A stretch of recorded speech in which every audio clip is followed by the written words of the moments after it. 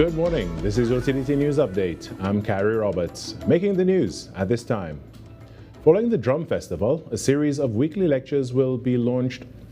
That should be the annual Yoruba Village Drum Festival marks the beginning of a months-long calendar of events leading up to Emancipation Day. The festival pays tribute to what was historically known as Yoruba Village, now made up of communities including Belmont, Gonzales, Laventil, Mova, and John John. Held on the eve of Father's Day, Executive Chairman of the Emancipation Support Committee, Zakia Uzoma Wadada, says it remains a symbolic gathering to honor ancestors and reaffirm cultural identity. The annual Yoruba Village Drum Festival marks the beginning of a months-long calendar of events leading up to Emancipation Day. The festival pays tribute to what was historically known as Yoruba Village, now made up of communities including Belmont, Gonzales, Laventil, Mova, and John John. Held on the eve of Father's Day, Executive Chairman of the Emancipation Support Committee, Zakia Uzoma Wadada, says it remains a symbolic gathering to honor ancestors and reaffirm cultural identity.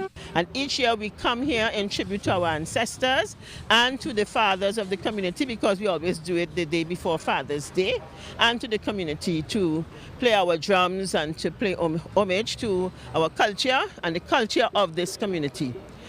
This is part of the Pan-African Festival TT of the Emancipation Support Committee, held annually. Following the Drum Festival, a series of weekly lectures will be launched online, leading into July's expanded cultural program at the Lej Yasu Omowale's Emancipation Village. In other news, Minister of Public Administration and Artificial Intelligence, Dominic Smith, and Minister of Planning, Economic Affairs and Development, Dr. Kennedy Swaratsing, presented medals to runners as they leaped over the finish line. In a brief address, Minister Smith thanked public servants for their dedication and continued efforts. Public servants stepped out of the world of work and onto the road.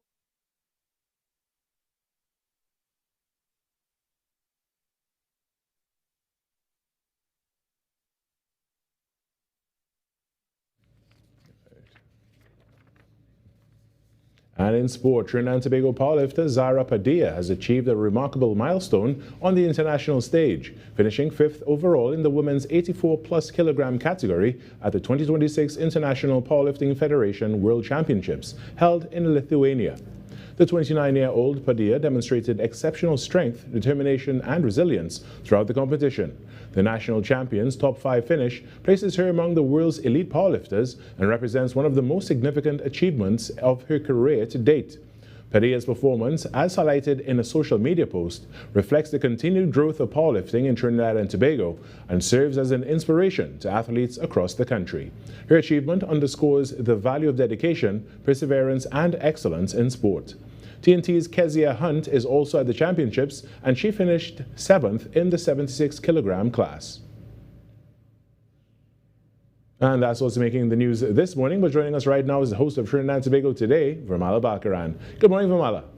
Good morning, Carrie. Happy Monday. Happy Monday. Happy Monday. It's a new week. It's a new beginning. And a new chance for us to, have some fun for the week. It was a long weekend. What did you do this weekend? For the long weekend, let's see. Well, yesterday was Father's Day, so I went to South and spent time with my family, specifically Dad. Did you cook? Of course I cooked. my sister cooked as well, so I had ample help. Okay. On Saturday, I took a day. I just went to the gym. Yeah. I just took it easy. Otherwise, Netflix. Okay. Yeah. Good. Sounds like a good weekend. I think we really needed that recharge. We did. I think we feel really good coming into this new week, and I'm really, really grateful for that little break. By the way, there's no break to come in the near future. I think we still have a little bit to go before the next holiday. Yep, that's right. So we'll have to tough it through. But you know what? I have good company here with me, Virmala. I agree. I think we really do have good company. I know you were telling me you had some thoughts about some stuff off the air earlier on. I have a bone to pick with many adults this morning. Mm-hmm. So the song, the 13-year-old sang that song. I'm not going to say the name of the song. And in the entire process, a song has many parts before it goes out, right? So you're trying to tell me from the writing of the song to the people who produced the song to the parent of the child to everything. There was nobody in that entire process that said, you know what, this mightn't be the right direction to go. I totally understand. You know, I've been seeing all the comments about the situation on social. And then the mother of the child going onto social media to justify it. Yeah, I know. I think everyone has the same view. It's inappropriate. And I honestly think that, you know, we shouldn't allow this to continue, this type of behavior, especially with our young children, our young people doing. She is a child. She is a minor. And not even like, you know, a little minor, like, you know, just like 17, just before turning 18. No, it's a 13-year-old. Yeah, there's a very, very, very straightforward line, you know, like you must not cross before a certain age and content that you must not engage in or also produce. So we can only hope that good sense prevails and, well, you know, maybe this whole thing erupting on social media will just kind of fix things and may tell the parents, hey, we need to, you know, put a pin in this a little bit, you know, rethink the approach to this thing and maybe do something that's a little more age appropriate. You know, I saw a post on social media during the last few days. Someone said there are many legal implications to it, you know, with child protection and these things as well. Yeah. So that is not for me to say from any legal standpoint. I have no legal standing whatsoever, but you know, it's something that I guess the relevant authorities may take a look at. Well, Carrie, you know, World Cup action is also happening. I'm honestly not a big fan, as I told you before, but it is actually really... You're a bandwagonist like me, you know. And I am not a... Stop telling people I'm a bandwagonist. I'm just learning how to pronounce the scores here. Come on. You can't say that. And I'm having a tough time pronouncing the names, trust me. Seriously. Oh, yes. I've had a few stories. I've butchered a few, admittedly. I'm okay with the names, but the scores, I just had to get schooled by the crew here. So thankfully, they always have our back. So, Carrie, I'll talk to you soon on the show. Another really packed one as we start a beautiful week. And I hope you have a great week ahead of you, Carrie. All right. Thanks so much, Virmala. Looking forward to it, as usual. Yeah. Talk soon. Bye. We will. All right. When we come back, the Trinidad and Tobago Today morning show gets going after this short break. Your stories, your communities, your country. TTT News is everywhere, on the ground, across Trinidad and Tobago, and on every smart device. TTT News, nightly at 7. TTT News, committed, accurate, relevant.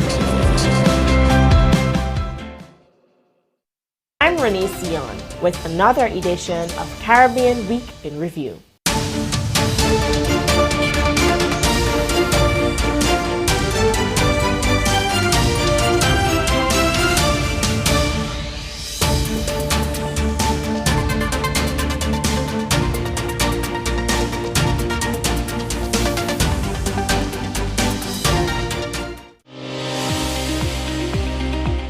There are a number of risk factors for heart disease, so a lot of attention has to be put towards preventive cardiology. What can we do to reduce the burden due to all these risk factors? Hypertension, diabetes, cholesterol, need to stop cigarette smoking, you gotta get people exercising. Be viewing Caribbean Medical TV on this station.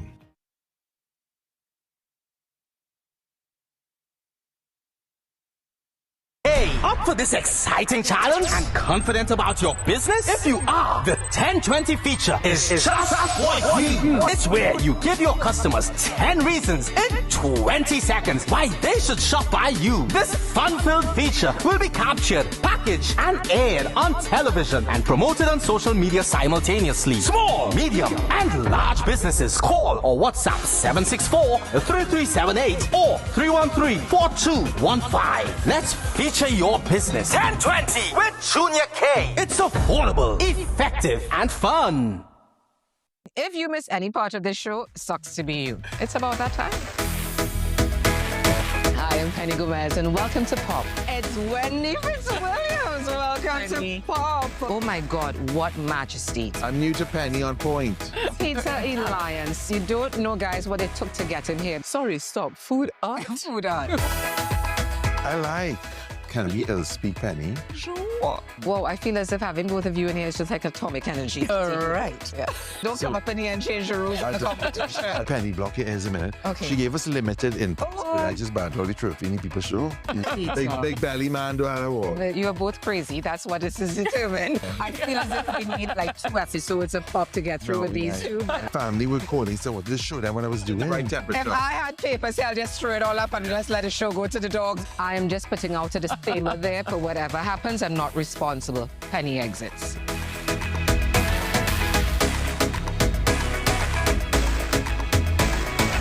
Penny on point. And Peter popping. And Peter popping. Eyelashes. Yeah. There. All right.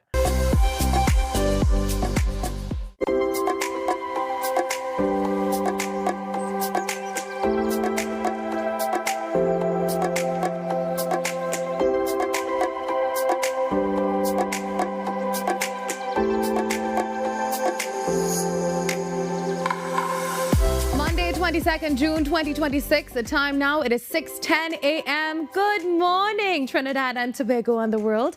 I'm Virmala Balkaran, and welcome to Trinidad and Tobago Today. Let's take a look now at what's trending this morning. Minister of Works and Infrastructure Jerlene John will serve as acting Prime Minister until Wednesday, as Prime Minister Kamla Prasad Visesa travels overseas to attend the funeral of a family member. This marks the third time John has assumed the responsibilities of the office of the Prime Minister during the Prime Minister's absence. Now, she previously acted in the role from September 22nd to the 23rd, 2025, while the Prime Minister attended the United Nations General Assembly, and again from February 24th to the 27th, 2026, during the CARICOM Heads of Government meeting. John's latest appointment runs from June 21st to the 24th, 2026.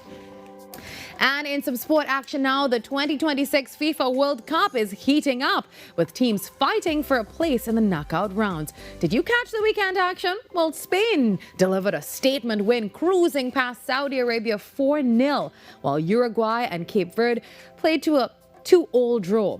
Japan impressed with a 4-0 victory over Tunisia. The Netherlands put 5 past Sweden, and Germany came from behind to beat Ivory Coast 2-1. And for the Brazil fans out there, that 3-0 win over Haiti must have felt good. Now, Brazil secured a comfortable victory in Group C, keeping their World Cup campaign moving in the right direction. You know it, the race to advance continues. And as we continue to celebrate men throughout the month of June, the Trinidad and Tobago Today team reached out to psychiatrist and general practitioner Dr. Virmala for some guidance to support our men, mind, body, and soul, which we'll be sharing with you each morning. Now, today's reminder: depression in men does not always look like sadness. It can show up as irritability, anger, withdrawal, or constant exhaustion. And recognizing the signs and seeking support is an important step. And remember, rest is absolutely not a luxury. It is a necessity. Getting 7 to 9 hours of sleep each night really supports your physical health, your mental wellness, and your emotional balance. Well, a brand new week is here, bringing fresh opportunities, new possibilities, and the chance to begin again. But before we get started with the show, I do have a very special hello to say this morning. Over the weekend, I really had a great time with Caribbean Airlines, and yesterday on my flight back home on BW 603, the sweetest human being I met, his name is Kendall Sharp. I understand that his wife Donna Sharp is a huge supporter of Trinidad and Tobago Today. So to you, Donna Sharp, and thank you very much, Kendall Sharp and the entire crew of BW 603 yesterday from YYZ to POS. Thank you so much for your kindness, and I'm so happy. All the people that I met throughout the weekend as well at the airport, thank you for your kindness. I really wish I got all their names, but it's good to know that we're making an impact every single day. And with that in mind, thanks to my lovely crew and my producer, and you know, they're always putting all the work on for the product that we have today. So it's time now to get started. Grab your cup of coffee and settle in. Trinidad and Tobago Today has begun.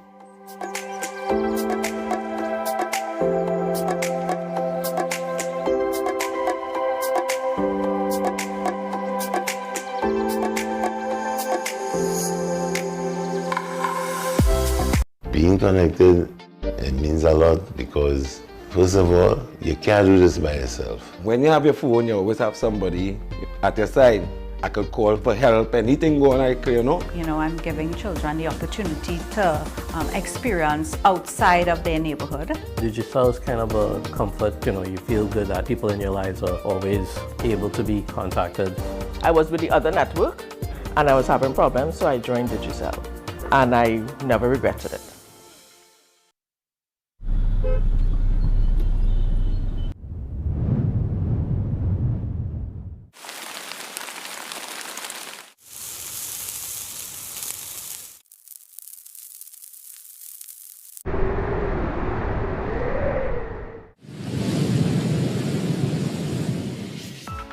TTT Weather with Zaina James, daily at 7 p.m. TTT News, every night at 7. TTT News, committed, accurate, relevant. किसी भी इंसान की जिंदगी में वो दिन वो पल सबसे ज्यादा खुशगवार होता है जब उसका बेटा उसकी जिम्मेदारियां बांटने लगे, उसकी कुर्सी पर बैठे। वाकई आज मुझे मालूम पड़ा कि एक जवान बेटे का बाप होने में कितनी खुशी। बड़ी दिल और मन दोनों कह रहे हैं कि आपके चरण छूए। Thank you. I love you, buddy. I love you too, बेटा। ये सनसेट्स मुझे हमेशा उदास कर देते हैं। देखते देखते ये खूबसूरत रंग अंधेरे में खो जाते हैं। हाँ, ताकि एक नया सूरज फिर से निकले, क्योंकि after every sunset there's a sunrise, एक नया दिन, एक नई उम्मीद, एक नई शुरुआत। मेरे नाल भंगड़ा पा ले, मेरे नाल that's the way it's gonna go. मेरे नाल गिद्दा पा ले, मेरे नाल like I said before. मेरे नाल भंगड़ा पा ले, मेरे नाल गिद्दा पा ले, आजा सुनिए गिरिए jump with my energy. मेरे नाल अख तू लड़ा ले। I'm Jamila Bannister, host of the Socially Safe podcast, the new TTPS podcast where we share real stories, teach real lessons, and create real impact.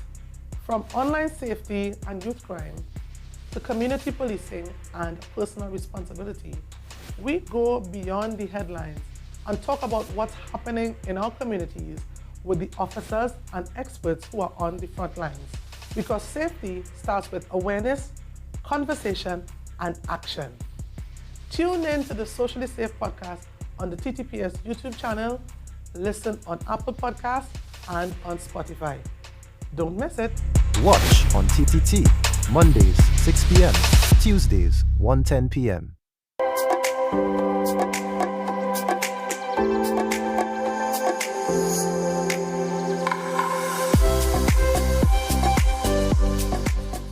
Health officials in Tobago are expressing concern over high rates of sexually transmitted infections, particularly among young adults aged 20 to 29.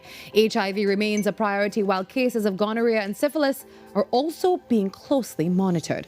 Well, joining us this morning to discuss the trends, the importance of education and awareness, and what can be done to protect public health is Onika Henry, Senior Program Coordinator for Sexual Health and Youth Development at the Department of Wellness, Prevention and Health Promotion. Good morning, Onika. Good morning. Thank you for having me. Well, thank you for being here. Now, the division has raised concerns about high STI rates in Tobago, particularly among people aged 20 to 29. Now, what are the trends that you're seeing right now? Okay, so we are still in the process of analyzing the most recent data. And I still want to caution about saying, hi, we have seen increasing rates of STIs, but because we still need to do proper data analysis, we can't really say that, okay, this is extremely high, or whether people are simply presenting or coming forward for testing more, and specifically testing at public health facilities. And so the numbers are increasing. That is the concern. Whether they could be considered high or extremely high, that's still to be determined.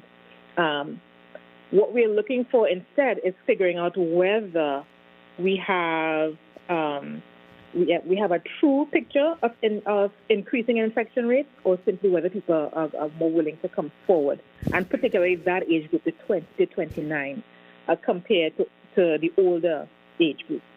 So we expect to have a clearer picture in the future once we've completed the full analysis and we've established what the baseline is, etc. Now, HIV remains a major concern. Why do you believe that infections continue to occur, especially among the young adults?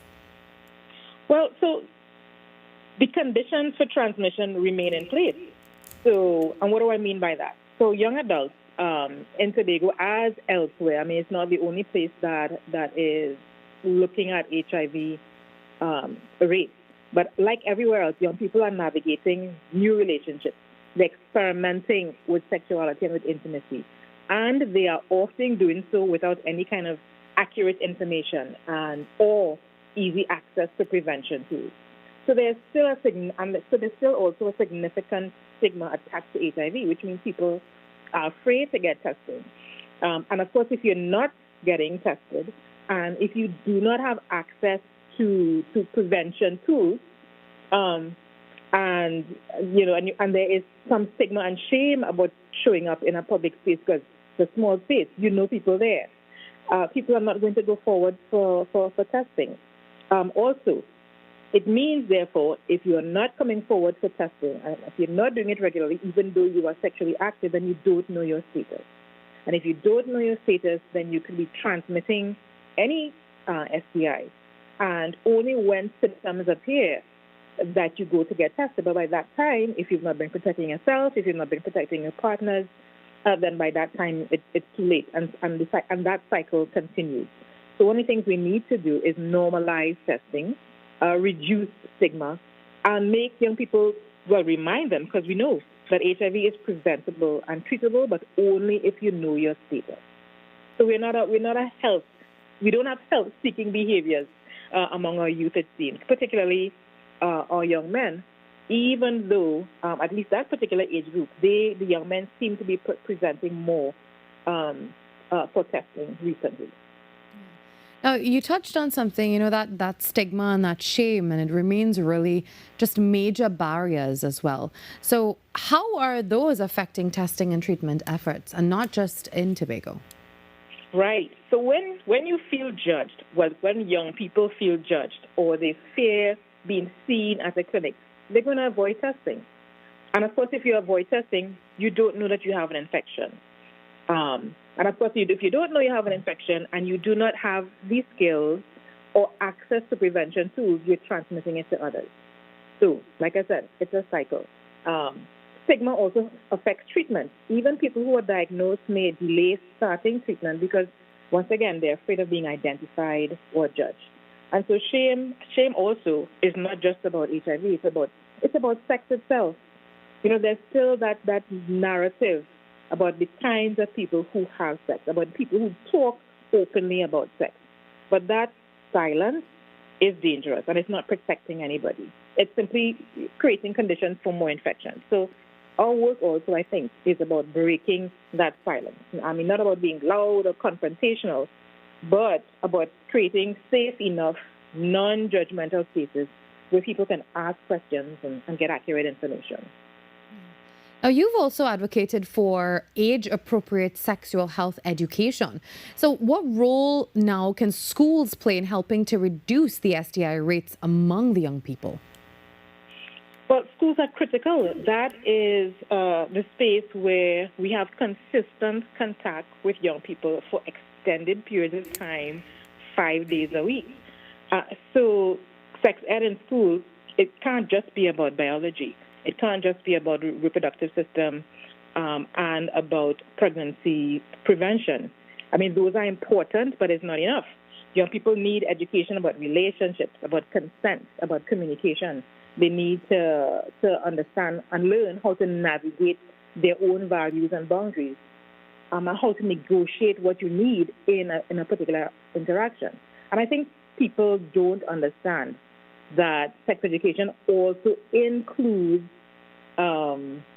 learning about oh gosh, that would escape me now. Learning about prevention, learning about how to identify healthy and unhealthy relationships, and they need to know how to get support. They need to hear these things about sex from adults who are not judgmental. The fact is, they are getting sex education, but it's not coming from a proper curriculum. It's coming from friends, from the internet, from social media, and from pornography.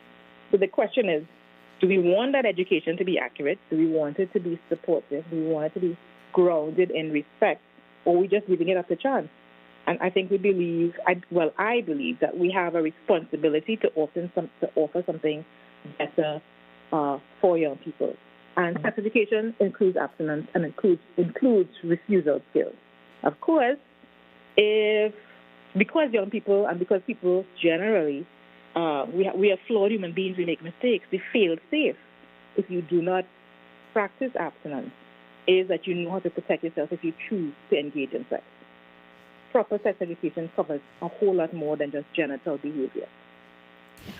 Now, Anika, some parents may actually be uncomfortable with these conversations. And what would you say to them who have concerns now about sexual health education in schools? And so I'll have both questions and comments for those parents. So my first question would be, are you satisfied with the outcomes for what we've been doing for all these decades and for all these generations? When we look at what's happening with young people, do you want to continue doing what we've been doing? Do you think it's working? I would think, based on the information and the evidence, that should be a strong no. Now, I understand parents and say, I'm also a parent. Parents want to protect their children, and sometimes that means they want to shield their children from topics that they think will be uncomfortable. I respect that. Once again, I am also a parent. But here is what I would say. So the world is already teaching your children about sex, whether you want it or not. There's the social media, their peers, and the pornography. They have easy access to explicit sexual content. Often it is not accurate, and it's not very nuanced. It's not teaching them about consent or respect or communication. It doesn't teach them how to recognize a healthy relationship or how to say no. And learning to say no and being abstinent is a skill. It's not a talent you're born with. So it's not taking away the parents' role. It's about supporting parents. It's about making sure that children hear information from sources that have accurate and respectful knowledge. So we're not asking schools to teach values that are against or that are different from what you teach at home. We're asking to teach facts and to create a space where young people can ask questions safely. And of course, you can always opt out as a parent if you're not comfortable with a particular lesson on a particular day. But I would ask parents to consider, well, what would happen if your child only learns from their friends or from the internet? I think as the figures show now, there's a bigger risk than having an uncomfortable classroom conversation. My final question for you this morning, Anika. I know Tobago is preparing for Carnival. So I know the division also plans to launch awareness initiatives. So what can the public expect from those efforts? Right. So it is a prevention-focused campaign, and we are using Carnival characters, videos, quizzes, lots of community conversations to promote health and well-being during the Carnival season. We will have the wellness booths at selected events where people can test their health knowledge. They can learn about consent. They can pick up prevention resources, flyers, play games, and perhaps even have some time out. Meaning, we would love to have people not just think about sexuality and sexual health, but also health generally. So know your numbers. What is your blood pressure like? What is your cholesterol like? Are you keeping yourself hydrated? Are you, in addition to encouraging folks to get tested for STIs and to have a conversation with their partner? And so we're helping people honor that spirit of taking care of themselves and also taking care of each other. You're also going to be seeing those messages coming from across, the same message coming from across divisions, so not just from health. So we're collaborating with other divisions, with other groups as much as we can, so that that campaign, that mindful mass campaign, play mass and live well, is something that people will be hearing all the time, and that it would encourage better decisions, not just about your own sexual health, but about encouraging your peers, your friends, your family to be mindful about how they are engaging with themselves and others in the carnival season.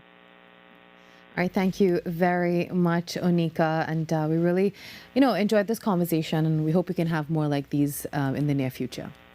Thank you for giving me the space to share. Looking forward to sharing again in the near future. Very much. Have a great day. I've been speaking to Onika Henry, Senior Program Coordinator for Sexual Health and Youth Development at the Department of Wellness, Prevention and Health Promotion. The time now 6:30 a.m. We take a short break. There's more ahead on Trinidad and Tobago Today.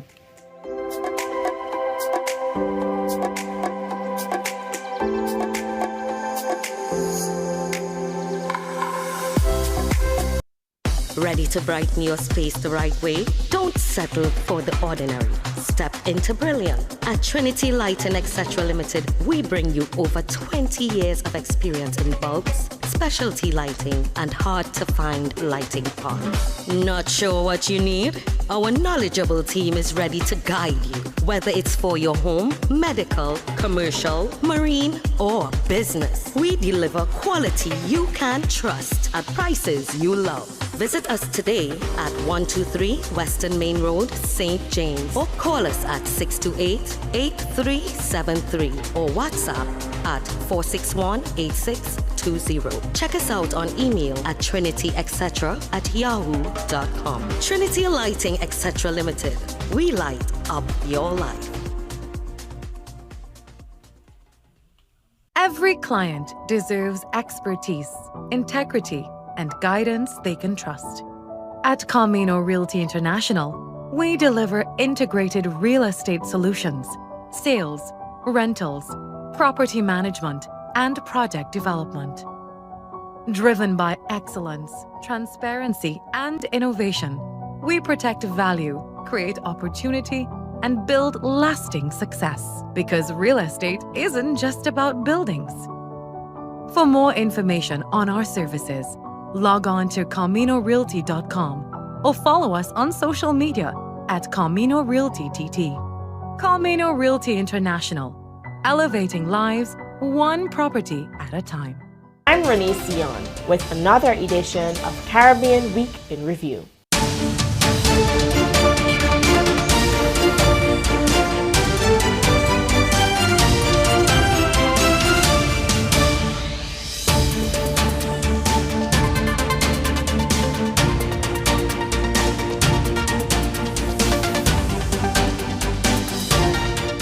My mind's so consumed with pain.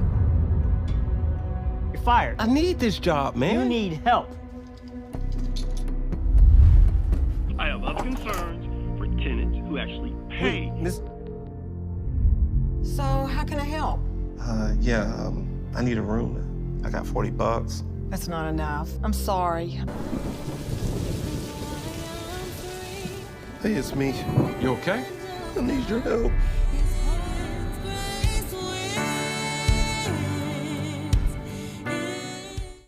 More news, more access, more ways to stay informed. TTT News covers the stories that matter on air and online. Join us nightly at 7. TTT News, committed, accurate, relevant.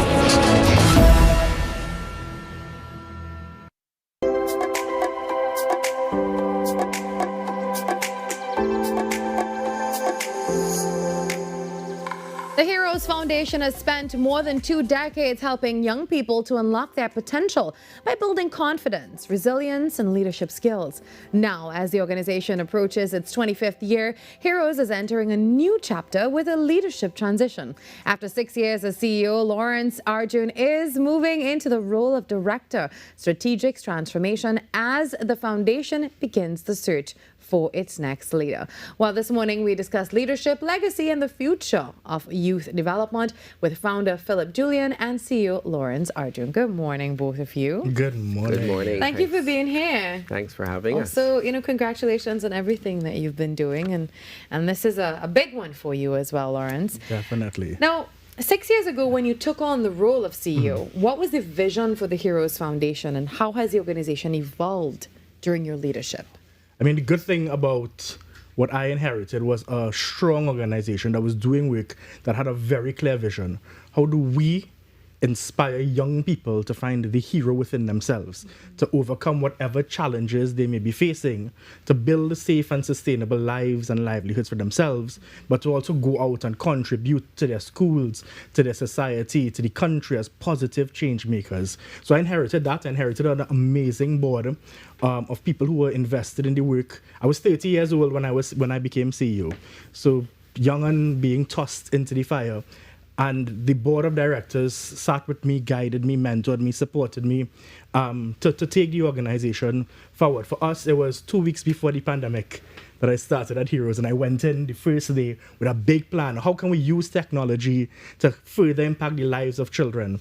Big plan. 1 year we're going to do all of these things. 2 weeks after pandemic hit. And we had to transition overnight to bring almost 300 young people and the schools that they were in up online so that they would be engaged during the pandemic.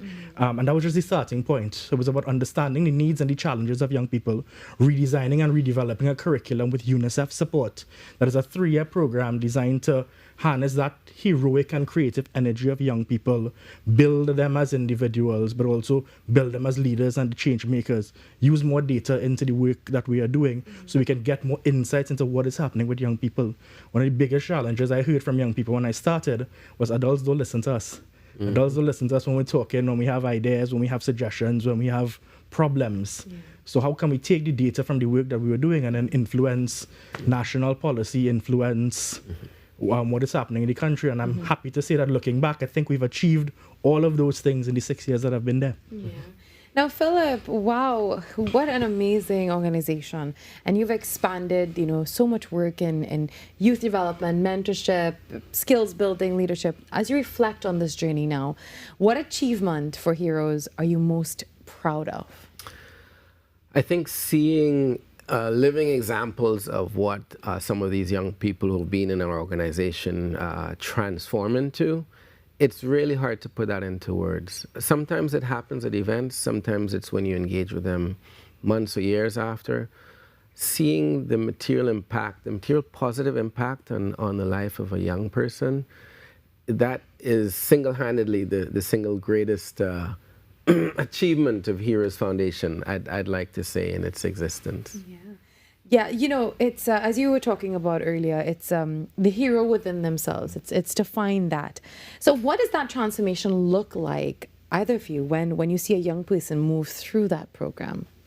The biggest thing for me is the confidence of young people to take on challenges, to address problems, to raise their ideas and their solutions. So the program is structured around the psychosocial development, so understanding your mental health, your well-being, your connection to society, skills development, 21st century skills, communication, critical thinking, sustainability, 3 areas, equality and elimination of violence, energy, climate, and environmental sustainability, then personal planning and career development, and of course the youth-led projects. So seeing these young people engage with topics about themselves, seeing them come out of their shy, almost insecure backgrounds and being able to engage with one another, engage with the topics, and then go out is the biggest shining point for me. Engage, articulate meaningfully, passionately. You actually see the hero, the leader emerge from within them, and we have the privilege of seeing them before and after, and it is a transformation. But also the another big impact is what happens in the schools, because when investing in these young people, we cannot operate in this school without a good, strong administrative support system. And we work with the principals, we work with the teachers, and these young people really are given the space to work in these schools and bring along their peers. They are influencing 500 or 700 young people. The biggest impact for me has seen in the schools that we operate, how they address violence in the schools, how they look at the causes of it, because these young people are spot on the causes. They've identified mental health challenges as part of why children are lashing out and being violent in schools. They've addressed stress. They've addressed the need for more engagement and more spaces. They've also addressed disengagement in the school as one of the reasons why they get themselves involved in fights and those kinds of things. And when we work with the school to give them the space where they are the ones advocating, and we've worked in schools where the children are the ones advocating for the Special Victims Unit, Child Protection Unit to come in to talk to the schools, where they're advocating for the Children's Authority to come in and talk to the schools, so they are the ones raising the issues and advocating with their peers. And that impact of young people leading young people, because young people listen to young people, I think is hugely impactful from what I've seen. Yeah. Now, Philip, so you're moving now from CEO to director. And that's a huge move. So why is now the right time for this change for Lawrence? Well, because Heroes Foundation has just successfully achieved almost 25 years of operation. You know, as we move into the next 25 years, we're looking to deepen our local presence, right? And begin to look regionally. Having the benefit of Lawrence guide that change on a directorship level is a strategic transformation, plus bringing in some new energy to build on what we have and drive that new refined vision makes this the ideal time at the cusp of our 25-year anniversary, which we begin to celebrate in earnest from next year. Yeah. 25 years. Now, what are the priorities and the opportunities for the organization's next chapter? So primarily it's to build on what we have, expand that, replicate it throughout as many secondary schools as we can in Trinidad and Tobago, and expound upon that within other countries in the region, because we realize the offering we have is, the problem that we're addressing is not unique to Trinidad and Tobago. It's regionally, and one could say globally. But we're confident enough with the model that we have and the successes that we've had that we want to deepen that presence locally and expand on it regionally. And that's primarily one of our main focus areas in the years to come. Yeah. Yeah. For the both of you, after the work that you've done for the past 2 decades now, what do you believe is still the biggest remaining need when it comes to supporting our young people in Trinidad and Tobago? So I think for me, it is really seeing young people not just as passive recipients of support, but as agents of change to be empowered. We talk about young people being the future, but the reality is the young people are here right now. And the more we can invest with them, work with them, engage them, a lot of the solutions to a lot of the problems that we have now, young people have the answers, and young people are honest. When you engage with young people, when you engage with people who are 11, 12, 13 years old, they're not clouded by egos, they're not clouded by political affiliations, they're not clouded by personal interest. They're talking about their lived situations and their lived realities, and they want better. And I think the more spaces we can create where young people are meaningfully engaged in creating solutions, the better this country will be. For me, it translates to, you know, right now the sentiment is the young people are the audience on this field of life. We want them to be on the field of play, to be the ones to make the meaningful difference that they want to see, to really become the leaders of society that we're all wanting to see more of. Yeah, and the Heroes Foundation has been, really assisting young people to do just that. We have some stats on the screen now, I believe, from the year 2021, and it's very interesting, and you all have been doing such a tremendous job. So once again, I have to say congratulations and thanks for that. Now, when the Heroes Foundation will celebrate its, let's say, 30th anniversary, what do you hope that people will say about the organization and the young people that it has impacted? What do you hope that the young people who've been impacted will actually say about the organization? For me, if I meet a young person 5 years from now and they say, you know what, I've been feeling more of a victim than as a leader up until my engagement with Heroes. And then I realized I have a voice, and I've now been equipped with a way to use that voice to effect material change in my country. that would be a big win. 5 years from now, that means the person who enrolled in 2002 would be in their mid-40s. And we stop and think about that. And to see some of those become exemplary leaders of our society and be able to say, look, you know, heroes had an intervention with me back when I was 13, 14 years old that stayed with me, that would be very heartwarming to see. Yeah, for me, Heroes has been and still is one of the best kept secrets in Trinidad and Tobago. Because I don't think the people outside of the organization who interact with us see the depth of the work and the impact we have. For me, the stories of the young people are what have kept me going for the 6 years, and are definitely what are going to keep me going there. But I think at 30, I want people outside to be talking about these stories, to be understanding how many young people who've come through Heroes have been pulled away from gangs, who've been pulled away from negative pathways, who've gotten opportunities to get internships, to get jobs, to build their life, to build their career, to get support in their schools and the families as well. So I think for me, 30 means telling the story more and more people engaged in supporting. And when they hear Heroes, they think, yes, I know what a Heroes young person is, but also I know how I can get involved and support the next generation of Trinidad and Tobago. Well, Lawrence, we wish you all the best as you embark on this transition now. And of course, once again, thank you for all the hard work that you've both been doing. So we will definitely check in with you and see how that new position is going. And of course, maybe for 30th, you'll be back here talking about the Heroes Foundation and everything that you hoped for. And we'll put it side by side and we say, look how far everything has come. And it's definitely a full circle moment. We take a break, and when we come back, we have more on Trinidad and Tobago Today.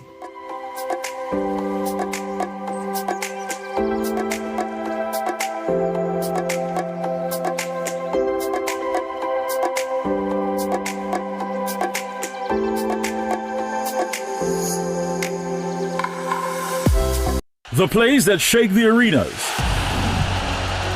The stories that move a nation. From football to cricket, track to tennis, every win, every rivalry, every headline. This is where Trinidad and Tobago come for sports. TTT Sports with Nasira Mohammed, daily at 7 p.m. Being connected, it means a lot because first of all, you can't do this by yourself. When you have your phone, you always have somebody at your side. I could call for help, anything going like, you know. You know, I'm giving children the opportunity to experience outside of their neighborhood. Digicel is kind of a comfort, you know, you feel good that people in your lives are always able to be contacted. I was with the other network and I was having problems, so I joined Digicel and I never regretted it. Every client deserves expertise, integrity, and guidance they can trust. At Camino Realty International, we deliver integrated real estate solutions, sales, rentals, property management, and project development. Driven by excellence, transparency, and innovation, we protect value, create opportunity, and build lasting success, because real estate isn't just about buildings. For more information on our services, log on to CaminoRealty.com or follow us on social media at Camino Realty TT. Camino Realty International, elevating lives one property at a time. What if possibility was only the beginning? Welcome to Limitless, a journey where ideas become action and action becomes impact. From breaking barriers and challenging misconceptions to designing with dignity and driving innovation with heart. This series explores how inclusion is moving from concept to community in Trinidad and Tobago. Across each episode, we meet the change makers and everyday leaders turning challenges into opportunity, building real solutions that change real lives, from possibility to impact. This is Limitless.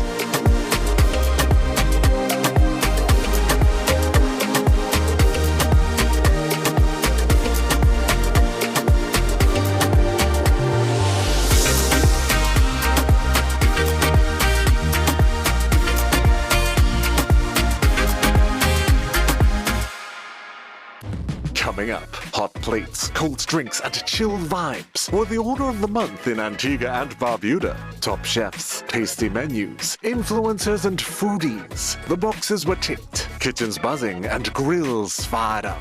It's the one and only Antigua and Barbuda Culinary Month. It's Caribbean Passport TV on TTT.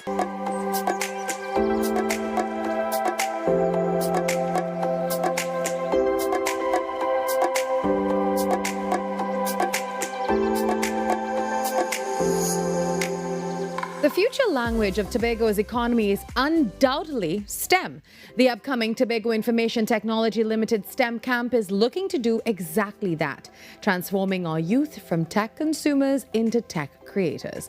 Well, here to tell us how young people from as early as age 3 can get involved in robotics, AI, and animation, TITL's Business Service Manager, Alicia Davis-Guerra, and Marketing Specialist, Edison Thomas. Good morning to you both. Good morning, Fernanda. Thank you so much for having us. Well, you know, TITL has been a cornerstone for ICT in Tobago for years. So how does this specific camp fit into the broader vision of making Tobago a smart island and a hub for innovation? Thank you, Fernanda. And thank you for your viewers as well. Good morning, everyone. TITL is the digital technology hub for Tobago. You're quite right. And as part of our responsibility for digitizing and assisting with technological growth on the island, our STEM camp is a huge precursor to that. So we engage participants basically usually from 6 to 17, but this year we've introduced an early explorer where we introduce even the young babies, 3 to 5-year-olds, to early explorer in robotics, coding, all things STEM, so that we can build into these young participants the direction that we want them to go in science, technology, engineering, and math, because that is literally pervasive across the entire globe right now. And, you know, the camp caters to a wide range, I believe ages 3 to 17. So how do you tailor the complex concepts like AI or robotics for a 3-year-old versus a teenager? Oh, so we have a lot of dedicated tutors on board who are specialists in their field. So for the early explorers, which are the 3 to 5-year-olds, we have engaged ECC tutors, and along with our guidance, we are tailoring just that for the younger ones in terms of getting them exposed to aspects of coding, AI, etc., things like navigation, science, you know, because it's never too early to start them in that. And for the 6 to 17, we also have persons who are specialists in their field who bring that expertise and lend that to the camp, where we provide a hands-on approach to the learning, creating a fun and exploratory and exciting environments for the participants. Now, Edison, in a digital-centric world, marketing these programs to parents is actually key. So what are you hearing from the community? What are the biggest hurdles that parents face in getting their kids into STEM? And how does this camp actually address them? Most of what we're hearing from the parents is that, well, one, they would generally want the kids to come away with something that benefits them long term, and not necessarily be sending them to play for 3 weeks, which is a camp cycle, which I fully understand. You make the investment into your child. Certainly the amount that they might think is necessary isn't cheap, right? But when they make that investment into their child's education, they don't want that the child basically plays away the 3 weeks. They want that the child comes away with something tangible that will inspire them to become future innovators or lead them down a path or what they can go into the future, whether it be the subjects in secondary school, or choosing CXC subjects, or even a career path beyond that. So yeah, but definitely they definitely want to see that investment pay off in the future. Now, I know that the camp kicks off on July 13th, Edison. So where do parents need to go today to secure that spot, and what should they prepare their children for in the first few days? Right. So sign up, generally easy. You can call 211, a toll-free number. You can call 211, which puts you into contact with our contact center, and our contact center agents are ready and willing to take the information of any parent or any guardian to register. Or they could also sign up online as well, which would be www.titl.tt/STEM. All right, so those are the two ways you can register. And what was the next part of the question, Ms. Balkaran? I asked her, what should the parents prepare their children for in the first few days? First few days, right. So the first few days, the children are going to be exposed into a jam-packed schedule, right? This year, each child will be going through a different path, especially when they go to the STEM camp, right? The 6 to 17s, there are 3 different paths, actually. There are the Gigabytes, which deals more with coding and robotics. There are the Motion Masters, that deals more with media. And there is the Creative Catalyst that deals with more digital creativity. So when you get into when you choose any one of those paths, your actual program will be different from all the other students, which kind of caters to each student's interests, because we don't want not every student will benefit from every program or will be interested in any program. So we had to design the programs in such a way that they will be going into. So answer to your question, all of the kids will be doing several different things. All right. Thank you very much, guys, for joining me this morning. You get all the information online and on social media as well. We get ready now to take a short break. Thank you to my guest. Carrie's up next with the Major Network News right after this break. See you inside the next hour.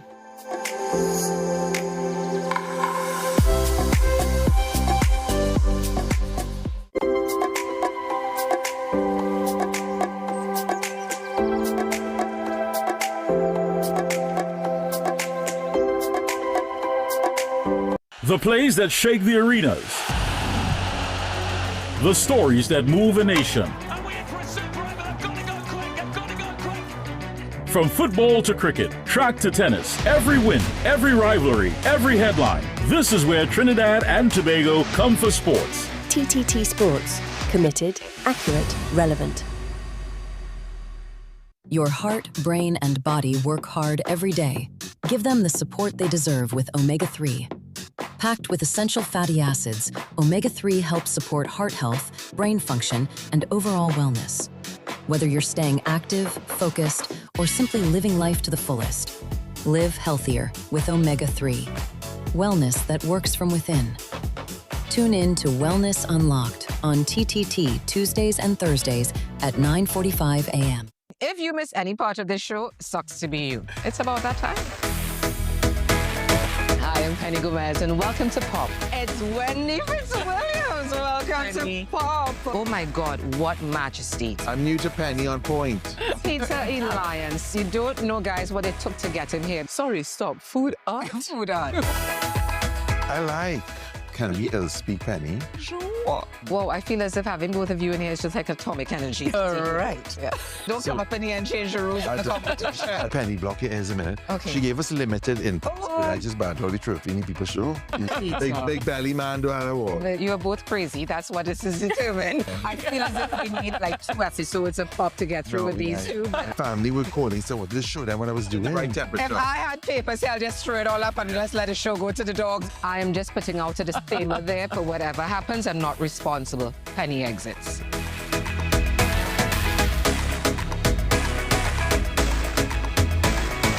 Penny on point. And Peter Poppin. And Peter Poppin. Eyelashes. Yeah. There. All right.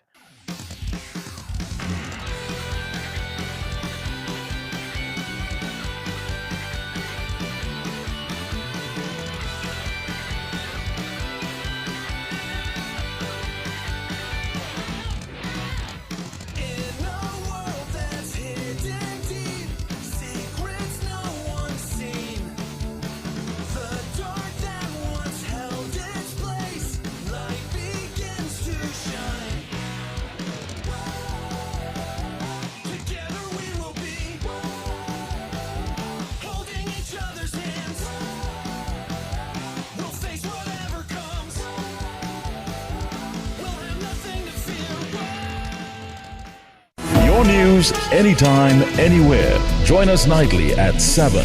TTT News, committed, accurate, relevant.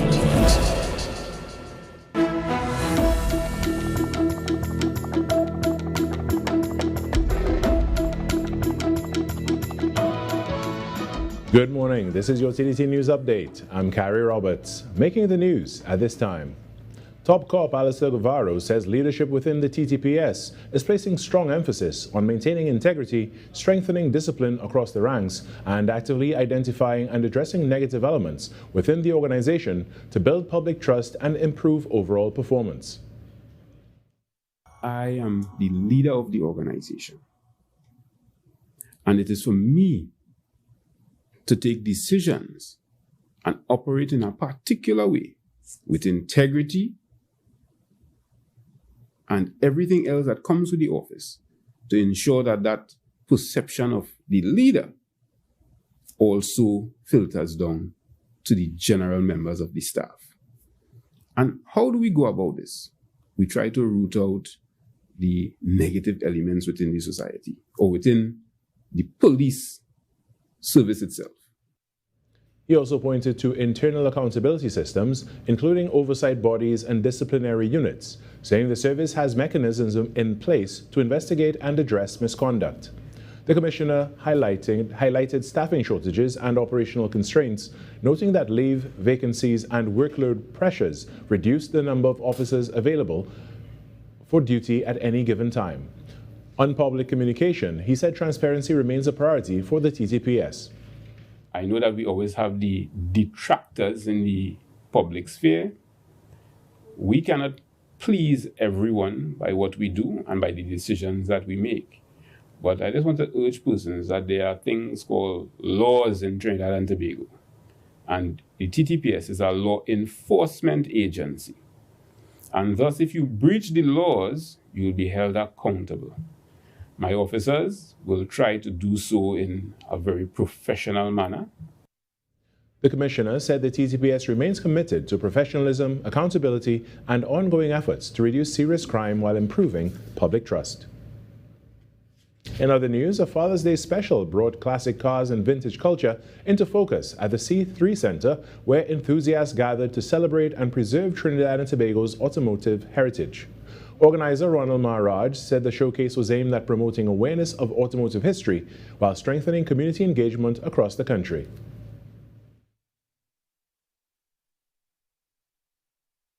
It's a group of guys from across the country who have these cars and a common interest in older cars. We get together and we try to do community outreach, go into different malls, schools, churches, and different shows like that, trying to bring awareness as to what things would have been back in the 40s, 50s, 60s, and coming all the way up to now.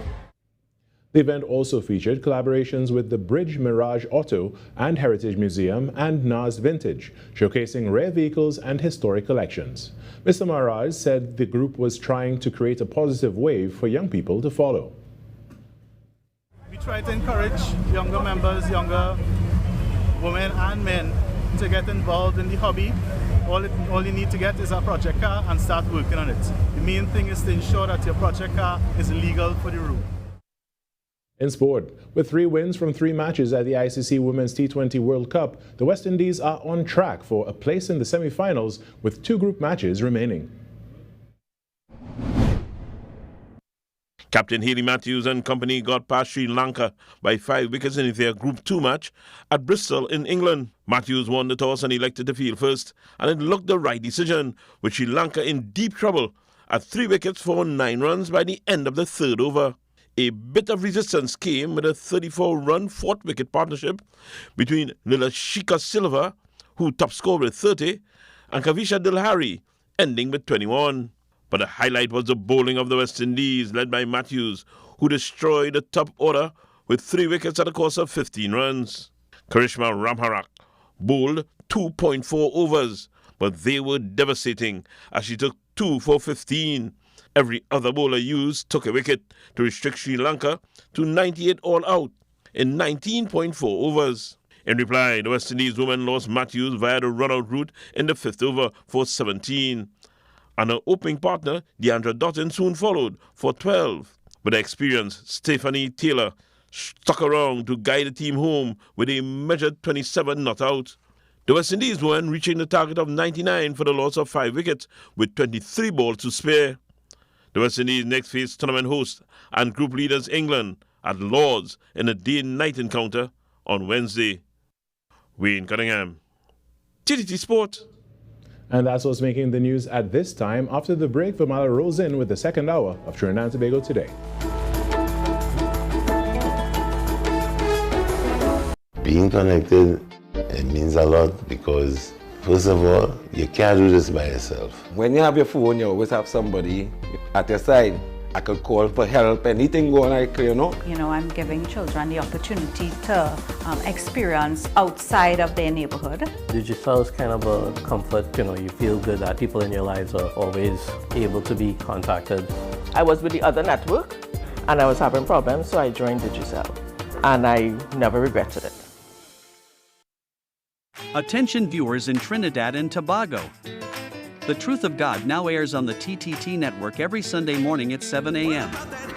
You won't want to miss the dynamic preaching and teaching of Pastor Jennings as he speaks from God's Holy Bible. Believe what God says. The Truth of God, every Sunday morning at 7 a.m. on Trinidad and Tobago television. You can also watch The Truth of God 24/7 at thetog.tv.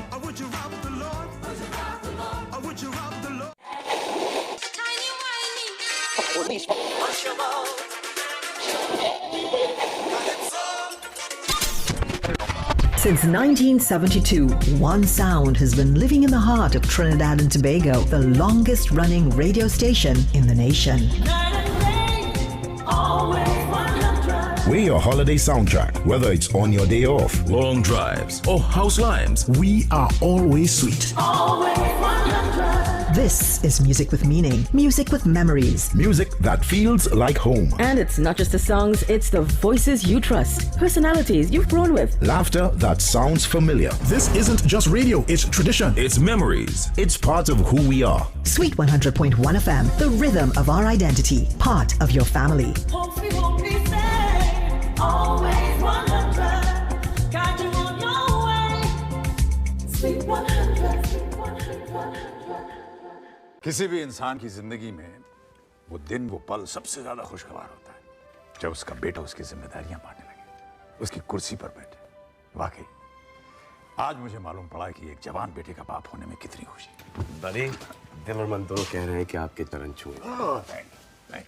I love you buddy. I love you too बेटा। ये sunsets मुझे हमेशा उदास कर देते हैं। देखते देखते ये खूबसूरत रंग अंधेरे में खो जाते हैं। हाँ, ताकि एक नया सूरज फिर से निकले, क्योंकि after every sunset there's a sunrise, एक नया दिन, एक नई उम्मीद, एक नई शुरुआत। मेरे नाल भंगड़ा पा ले, मेरे नाल that's the way it's gonna go. मेरे नाल गिद्दा पा ले, मेरे नाल like I said before. मेरे नाल भंगड़ा पा ले, मेरे नाल गिद्दा पा ले, आजा सुनिए गिरिए। Jump with my energy, मेरे नाल अख तू लड़ा ले।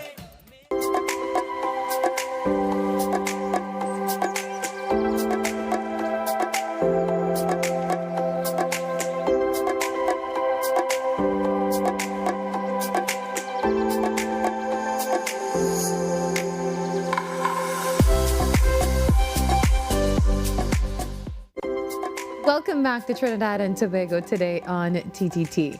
Now, as we continue to celebrate Father's Day, we're sharing a story about the lasting impact a father can have on a child's life. Our next guest recently lost his father, who was not only a parent, but also a mentor, a business partner, and source of inspiration. Today, he's continuing the dreams they built together and honoring a legacy that lives on through his work. Joining us now is a real estate agent, Jovan Lusang. Good morning and welcome, Jovan. Good morning, Carissa. Thank you so much for having me today. All right. Tell us about your father and the role that he played in your life, both personally and professionally. So my dad was really my biggest supporter. He was my mentor. He was really involved in my mindset from a really young age. And we shared a really close relationship. He introduced me to business and entrepreneurship. I remember when I was going to secondary school, we started selling coconut water to the cafeteria because schools at that time, they were looking for a healthier option. So I spoke to the principal and we introduced the brand to the school and it just took off. Now, you've described your father as your first business partner and a mentor. So what are some of the most important lessons that he taught you? I would say that he taught me hard work and consistency, you know, creating opportunities instead of just waiting for them to happen. Now, entrepreneurship seems to have been a big part of your life from what you're telling us from an early age. What was it like building that business or businesses alongside your father? I would say it's really empowering. You know, we often would discuss a lot of ideas together. And he always made me feel like, you know, anything is possible once you put your mind to it. And, you know, earlier this year, you were discussing plans for your brokerage together. What do you remember most about those conversations? Sometimes I would feel like I'm not sure if I could do it. And he would always motivate me and make me feel like anything is possible. Because you could make your dreams a reality once you put your mind to it and take action. Now, losing your father so suddenly must have been incredibly difficult. I can't imagine that pain. How did you find the strength to move on? I would say it was one of the most difficult times of my life.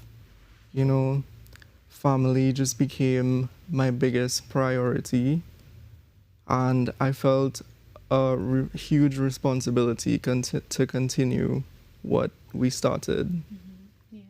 And you really did make that decision to not abandon the vision that you both shared. So why was continuing these projects so important to you, Javon?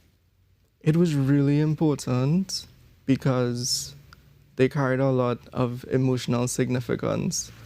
And those projects represented years of planning and hard work, you know. So the brokerage really represents a dream that we discussed together, and I plan to continue that.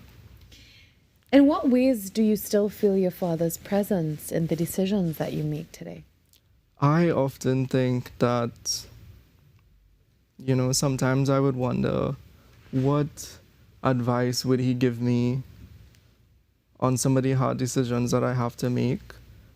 So sometimes I would sit and think, okay, what would my dad say?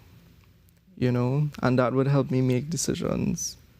So his influence shows up in the way that I approach business and relationships, because he was really a big people person.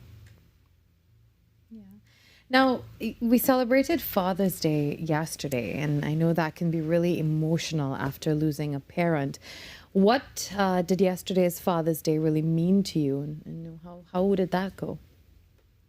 It was my first Father's Day without him, so it was really a day of reflection and gratitude, remembering the lessons and memories, honoring his legacy, and making sure to continue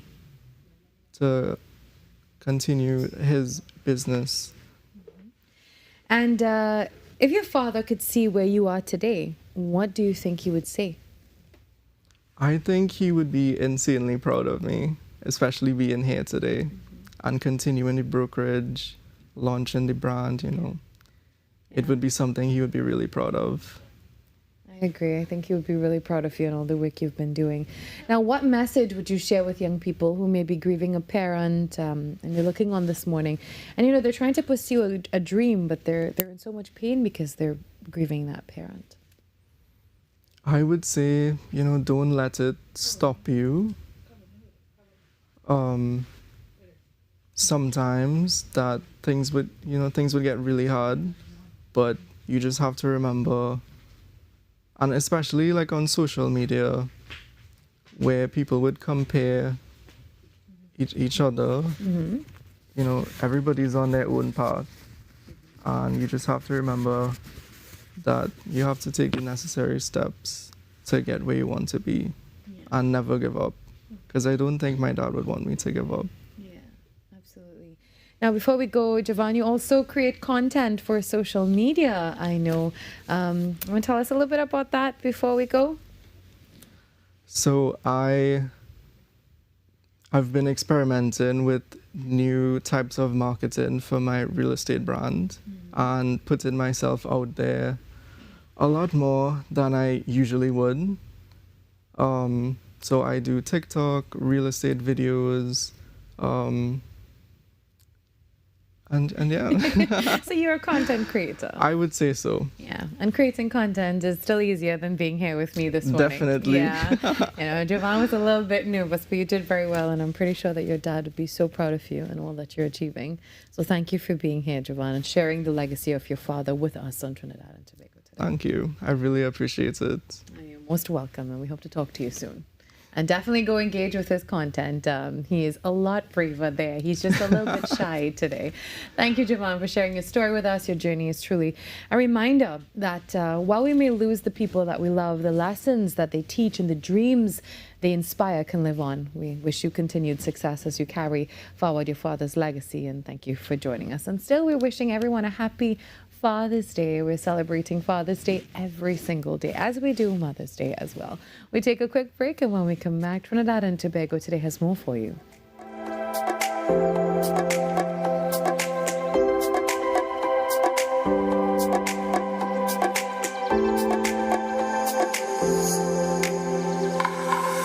Every client deserves expertise, integrity, and guidance they can trust.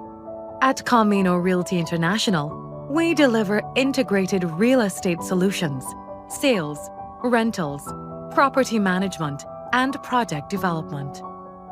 Driven by excellence, transparency, and innovation, we protect value, create opportunity, and build lasting success. Because real estate isn't just about buildings.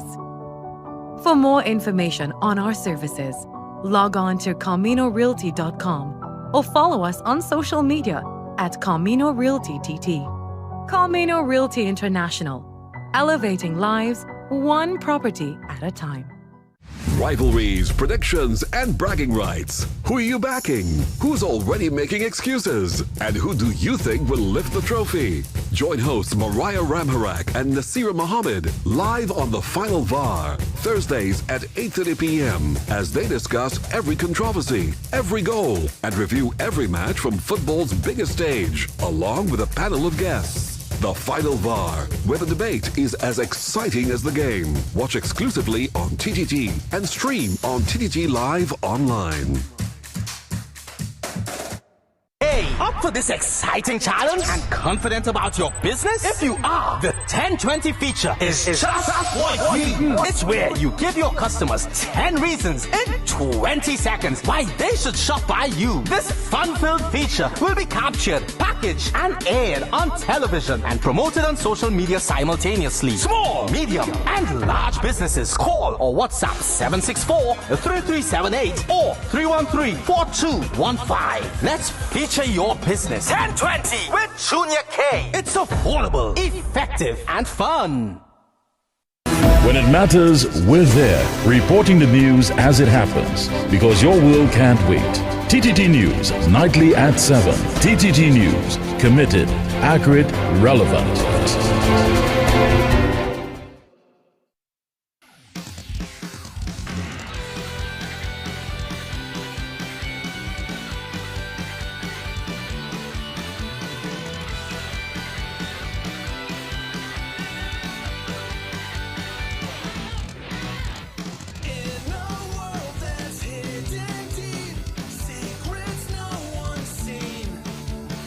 The dark that once held its place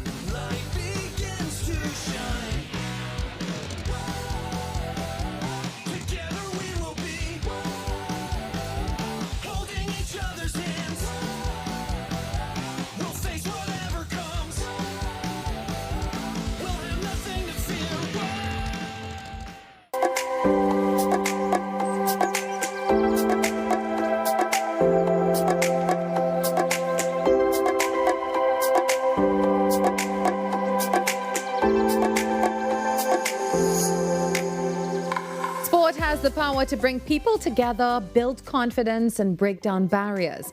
Now, one sport doing exactly that is goalball, a Paralympic discipline specifically designed for persons who are blind or visually impaired. Through teamwork, communication, and determination, athletes are proving that disability is no barrier to competition and achievement. Well, joining us this morning to discuss the growth of the goalball in Trinidad and Tobago and the work of the Rolling Thunders Goalball Club is the Public Relations Officer, Karen Gunnis. Good morning, Karen. Hi, good morning to you. How are you doing? And good morning I'm to doing Trinidad and good. Tobago and those who are listening and looking at this morning. And how are you this morning? Yeah, doing good for now. All right. Now, for viewers, Karen, who may be hearing about it for the first time, what exactly is goalball and how is it played? Okay, so goalball is, I would say, is a unique sport. It's designed for persons who are blind or visually impaired in the world. It is an indoor sport, so it's played in an indoor sports facility, and it's played on a court of, let's say, like a rectangle, 60 by 30 feet in dimensions.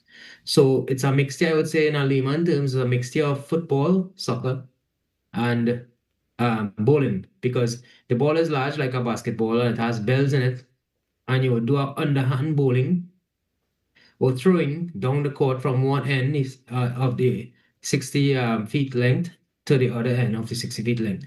Now, both teams are on both sides, and teams are comprised of at least three persons on the court any given time. And of course, you have your three substitutes on the outside.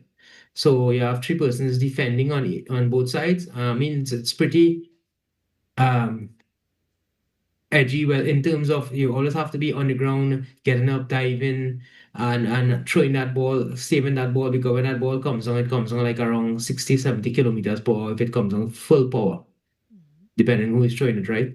And it's a very, very nice sport. It's a wonderful sport. It's something that is an opportunity that we brought to Trinidad in 2018. Yeah. Now, I know that goalball is also unique because, correct me, it was specifically designed for persons who are blind or visually impaired. Yes, you are correct. That's very interesting.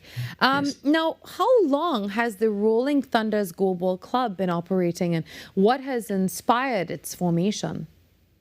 Okay, so as I said before, we brought goalball into Trinidad officially in 2018 with a camp for children at our facility at this Santa Cruz residence, to introduce goalball to Trinidad and so on.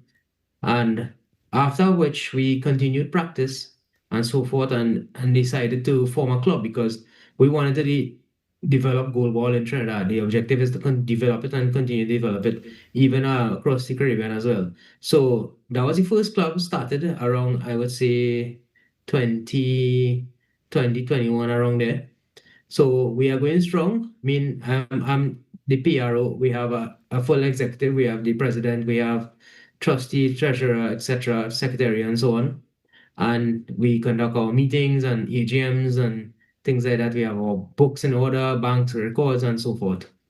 So, and we are the number one club in Trinidad who handles the goalball.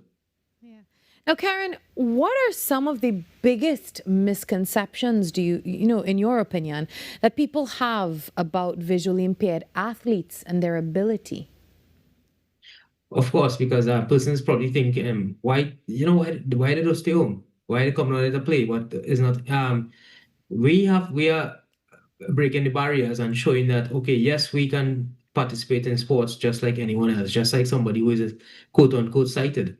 And it's not about our eyes, because mind you, on the goalball field, on the court, all persons are fully blindfolded. Whether you are totally blind, whether you are low vision, you are fully blindfolded. So the play field is leveled. And it's about listening. It's about your mind. It's about your spatial awareness. It's about it's about moving around. All these things we do. And it's about your mind. It's not about what you could see, because some of us could see and anyway. So so it's a breaking barriers. It's an opportunity that we want to show persons, and we want to bring the awareness to the public, Now, what opportunities currently exist for goalball athletes locally and regionally? Okay, so currently we had a couple of practice sessions. We normally have practice sessions every Tuesday, and competitions. We had local competitions. We had regional competitions where we brought down Guyana and Barbados, and they played with us and so on for competitions. In 2024, America came down with a team, which was really, really wonderful. I mean, they are top class in goalball and so on. So the opportunity we plan to have is for persons to reach the Paralympic level or the Pan Am Games, and we are looking forward for that in the near distant future. So we are with our Paralympic community organization in Trinidad and Tobago promoting this and things like that. And even beside competitions, it gives you a fitness level because you always moving and you have to be fit in order to play the sport. And so it's, a lot of diseases and so on can be controlled with exercise, such as diabetes, hypertension, and so on. And this is where the opportunity comes in. Come out, and see how it looks. See what we can do. Now, tell us about the weekly training sessions. Who can join as well? And if you're a newcomer, what can you expect? Yeah, sure. So we have training sessions every Tuesday, which is tomorrow, at two places. Currently, we have in San Fernando, in South Trinidad, one at the Pleasantville Indoor Sports Facility, Pleasantville, and the other one is at Paragon Sports Club in Davie. So tomorrow we will be at Pleasantville, and from around 1 to 4 p.m.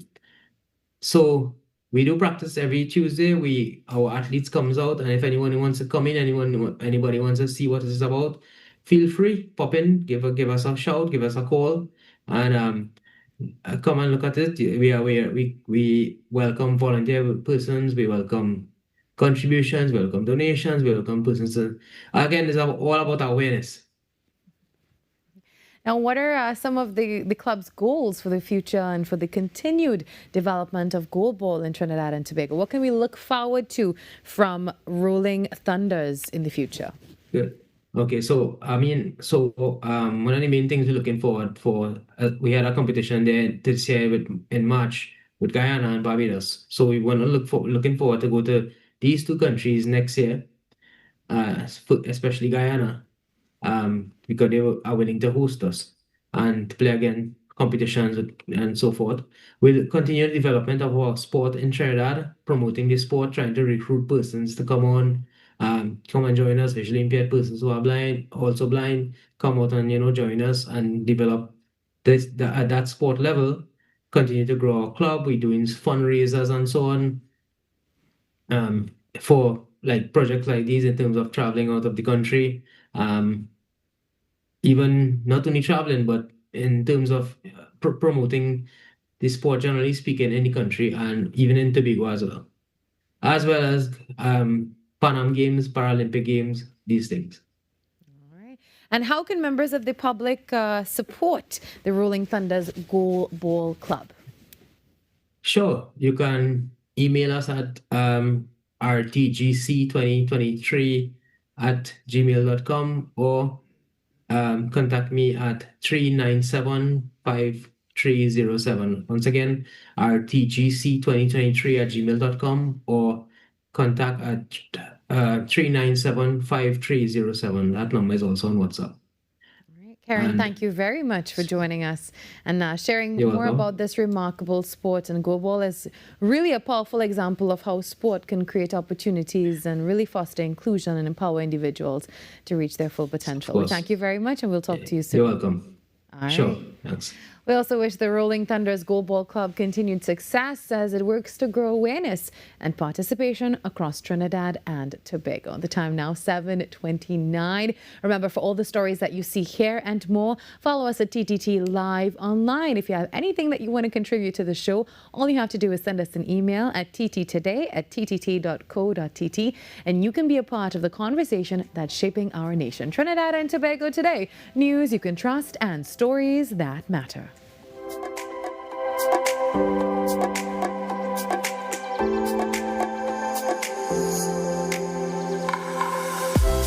किसी भी इंसान की जिंदगी में वो दिन वो पल सबसे ज्यादा खुशगवार होता है जब उसका बेटा उसकी जिम्मेदारियां बांटने लगे। उसकी कुर्सी पर बैठे। वाकई आज मुझे मालूम पड़ा कि एक जवान बेटे का बाप होने में कितनी खुशी। बड़ी दिल और मन दोनों कह रहे हैं कि आपके चरण छुए। Thank you. I love you, buddy. Love you too, बेटा। ये सनसेट्स मुझे हमेशा उदास कर देते हैं। देखते देखते ये खूबसूरत रंग अंधेरे में खो जाते हैं। हाँ, ताकि एक नया सूरज फिर से निकले, क्योंकि after every sunset there's a sunrise, एक नया दिन, एक नई उम्मीद, एक नई शुरुआत।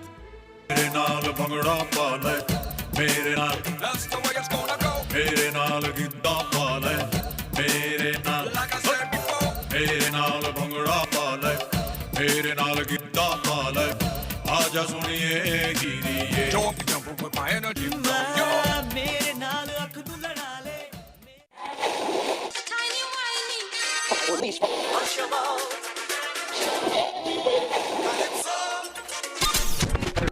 Since 1972, one sound has been living in the heart of Trinidad and Tobago, the longest running radio station in the nation. We're your holiday soundtrack, whether it's on your day off, long drives, or house lives. We are always sweet. This is music with meaning, music with memories. Music that feels like home. And it's not just the songs, it's the voices you trust, personalities you've grown with. Laughter that sounds familiar. This isn't just radio, it's tradition. It's memories. It's part of who we are. Sweet 100.1 FM, the rhythm of our identity, part of your family. Always 100, guide you on your way. Sweet 100, sweet 100. There are a number of risk factors for heart disease, so a lot of attention has to be put towards preventive cardiology. What can we do to reduce the burden due to all these risk factors? Hypertension, diabetes, cholesterol, need to stop cigarette smoking, you gotta get people exercising. Be viewing Caribbean Medical TV on this station.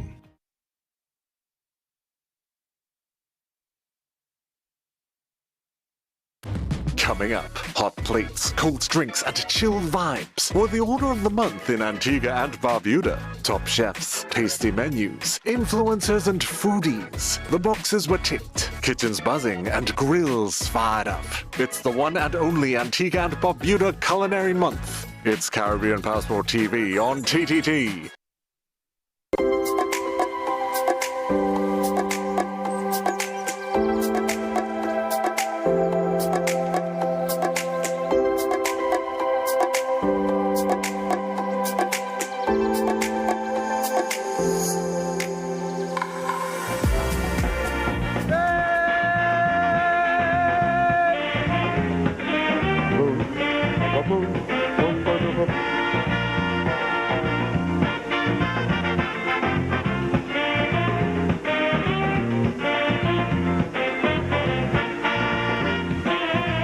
Last year in Queen's Park, Savannah, some perpetrator sabotaged the bomber.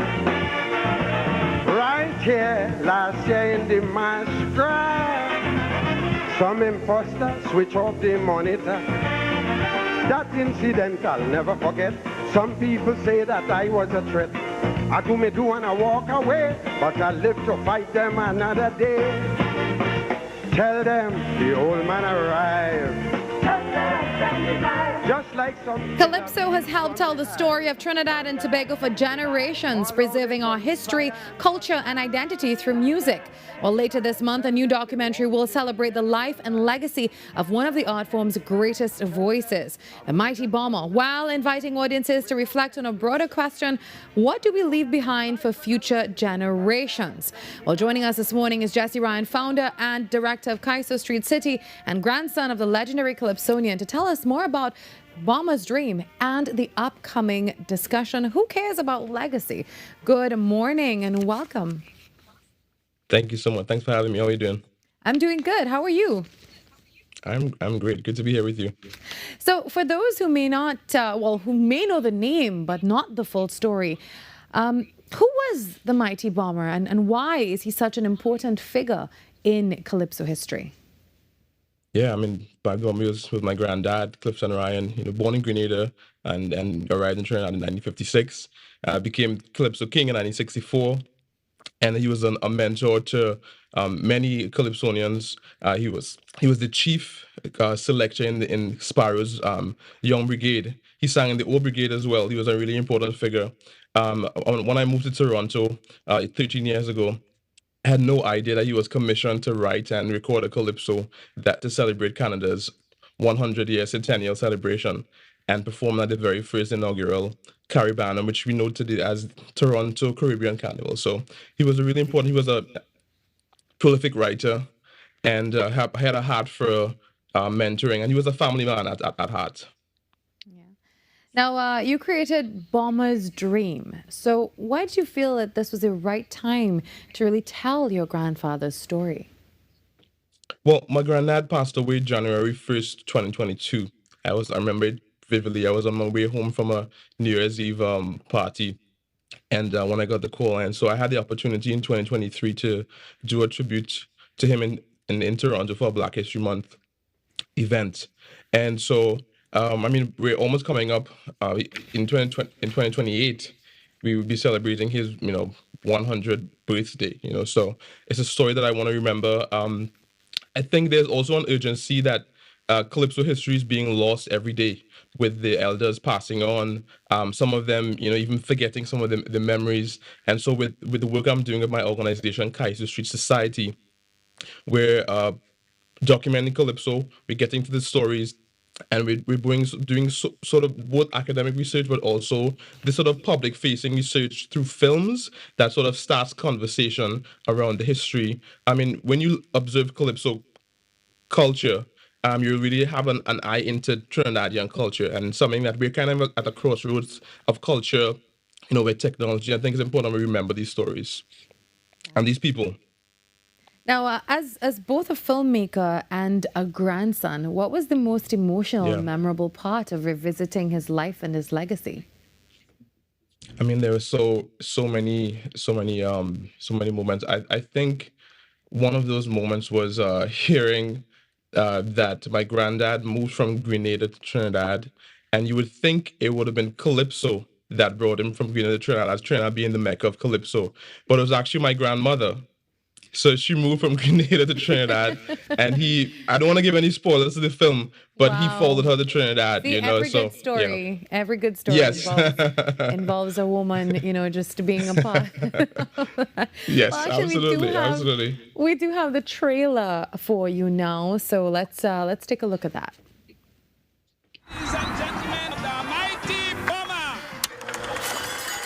I grew up hearing my granddad singing, telling stories, not just on stage, but in his family home in Picton, Laventille. Calypso is in memory of some Calypsonians that we used to love. He's top class, Some of Trinidad knew, but at that time, everybody knew. Well, I'm not too sure who asked the mighty bomber to bomb. And I also remember the excitement that there was around the fact that they had gotten a name, Calypsonian, to perform. He would take us and make sure he dropped me back home when that show done, them hours of the night, as a kind of father figure. Bomber, like it was every Calypsonian favorite. Tricksters. Yes. We're here at Revolution Studios in Toronto to record the debut album of the Kaiser Street Collective, and it's called The Music of the Mighty Bomber. We're honoring the legacy of my granddad by reimagining his music. When he won the Calypso crown, they said they take the crown from one Grenadian and put it on the next Grenadian head. This is not just a tribute, it's a conversation across generations. It's a really important piece of not just Trinidadian history, but Canadian history. Bomber's Dream is the music of the mighty bomber. Now, the documentary explores how culture, memory, and music are passed from one generation to the next. So what lessons from Bomber's life do you think are most relevant today? Yeah, I think his passion for mentoring youth and seeing the calypso tradition pass from one generation to the next is the thing that's staying with me, and this is why I call the film Bomber's Dream. He had a calypso that he wrote in tribute to the mighty Spoiler, who was his mentor, and my granddad sort of copied Spoiler's storytelling style, and even his phrase he would say, "I want to fall," that came from Spoiler. So we're seeing this generational thing from Spoiler to Bomber, and me taking my grandfather's legacy and carrying it on through this film and through the music that I do. This is also a double release, so we recorded some of my grandfather's music. So it's Bomber's Dream, the album, and the film. And also, there's a panel, I believe, Who Cares Yeah. About Legacy? So tell us Yeah. about that. Yeah, so the panel, it's important for me to not just show the film, but also have conversation. It's meant to start conversation around these topics. So on the panel we have Wendell Warren, Maria Nunes, Kimmy Stewart Robinson, I'm myself, and it's going to be adjudicated. It's not adjudicated by hosted rather by Jerry and Remy. We know him as DJ Rockus. Now, in a fast-moving digital age, how important is it to you to preserve calypso, the oral histories and the stories of cultural icons before they're lost? And I wish more people did this as well, Jesse. This is a really important point because one thing that I've noticed recently is that there's lots of social media pages, whether on Instagram or TikTok or YouTube, that are capturing calypso stories, but I can tell that they're using AI to do it. And a lot of that information is not accurate. And you actually miss the true heart of the stories if you don't go to the source, the actual people. So a big part of this documentary was doing the ethnographic work of actually sitting with the people who knew my granddad, who worked with him, who was mentored by him, and of course the family members, to get the stories. And at Christ Street Society, we're working on a Living Legends archive where we're doing just that. And this is just the first one that we've done so far. Now, Jesse, this may have also been a very emotional ride for you as well. Just going back into your grandfather's legacy and, talking to all the family members and really reliving his life through the work that you're doing. How has that been for you, the emotional part of things? You know what's funny? I didn't realize how much I am like my grandfather. So talking to my aunt, who's on the screen right now, going back and forth, but she talked about how much he was a family man and how much. Actually, there was one year when he won in, I can't remember which competition it was. He saw himself winning on television because he performed and he would jump in a taxi and come right back home. So I can be very much like that, if I'm not working with my family. So it was really nice to sort of see myself mirrored in his legacy and seeing how much, I guess by osmosis, I kind of inherited some of those tendencies. Of course, my love for music and for composing.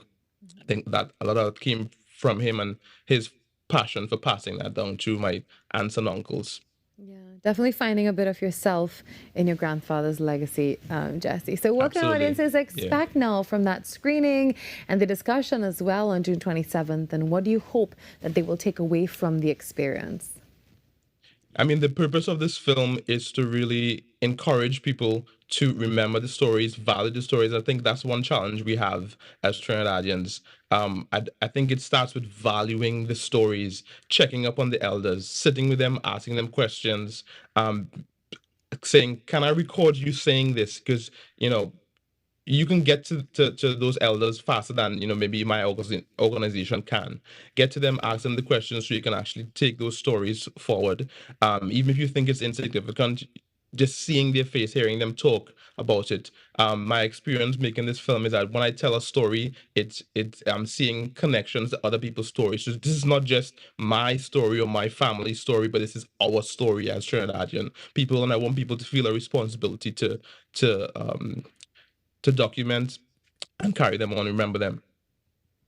Thank you very much for joining us this morning, Jesse. Bomber's Dream is definitely, from our discussion, more than a documentary. It's more about a calypso legend and a conversation about your memory and your culture and our responsibility that we all share in preserving the stories that shape us. We wish you every success with the premiere, and we look forward to seeing how the film inspires that conversation about legacy. Thank you so much for having me. I want people to know to just text BOMBER to 1-647-739-1805 to reserve your tickets. Thank you very much, Jesse. We'll talk to you soon. Thank you. Thanks. Take care. Just about 15 minutes before 8 o'clock. Time's really flying by this morning. It is the start of a brand new week. How are you doing? How was your weekend? Did you have a restful one? Are you looking forward to the week ahead? Well, we have a short break coming up. Inside the next 10 minutes or so, we're going to shut things down with Trinidad and Tobago today with one final special guest.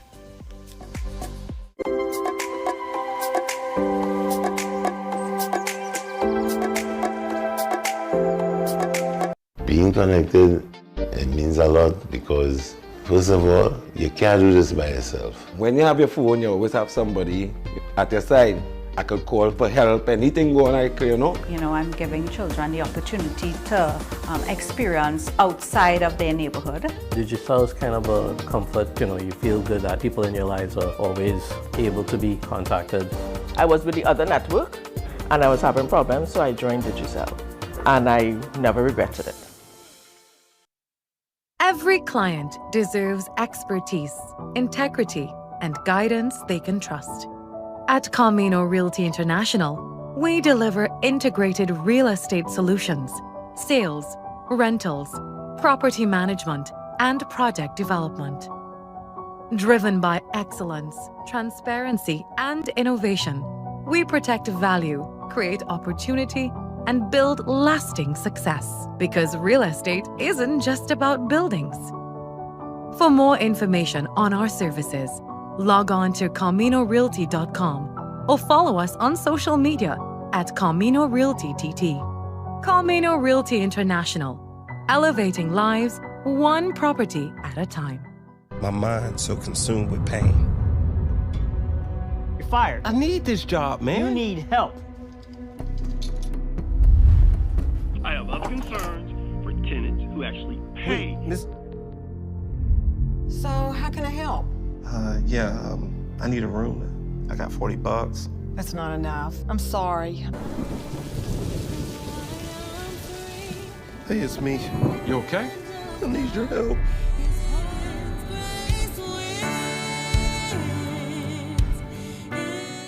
किसी भी इंसान की जिंदगी में वो दिन वो पल सबसे ज्यादा खुशगवार होता है जब उसका बेटा उसकी जिम्मेदारियां बांटने लगे, उसकी कुर्सी पर बैठे।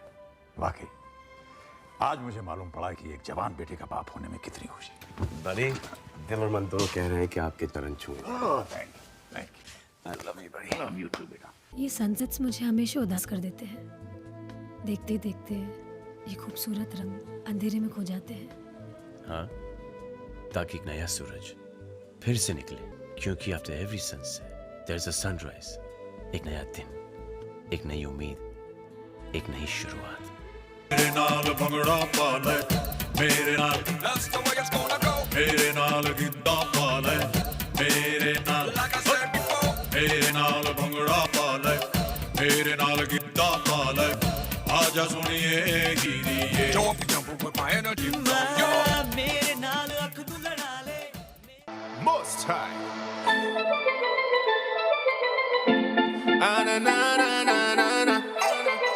Oh yeah. I give praises to the Most High, and I say that He's worthy. New mercies every morning I see. Without you, there's no me. I give praises to the Most High, and I say that He's worthy.